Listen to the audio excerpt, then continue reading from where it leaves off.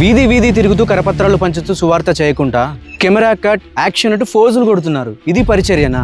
ఇదొక సేవ, మీరొక సేవకులు అని అంటున్నారన్నా. దీని గురించి మీరేమంటారు? వీడియోస్తోనే కాలం గడపట్లేదు.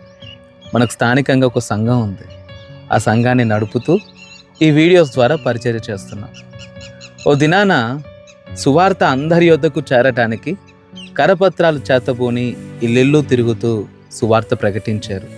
ఈరోజు అందరి పాకెట్లో ఉన్న మొబైల్లోనికి దేవుని వాక్యాన్ని షార్ట్స్ ద్వారా, రీల్స్ ద్వారా పంచటానికి, ప్రకటించటానికి ఈ వినూత్నమైన ఆలోచన ద్వారా మనం ముందుకొచ్చాం. దీని ద్వారా ఎంతోమంది దీవించబడుతున్నారు, ఎంతోమంది మేము బలపడుతున్నామని వారి యొక్క సాక్ష్యాన్ని తెలియజేస్తున్నారు.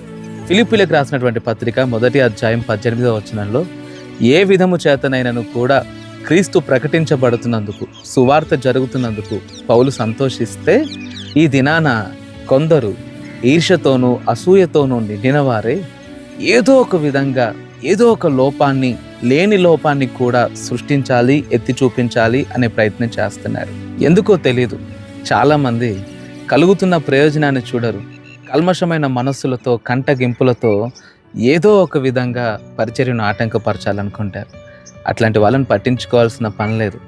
ఇది మనకు దేవుడిచ్చిన పని అయినప్పుడు, మనం చేస్తున్న పని ద్వారా ఆయన మహిమపడుతున్నప్పుడు మన చుట్టూ ఉన్నటువంటి వ్యక్తుల విమర్శలను పట్టించుకోవాల్సిన పని లేదు.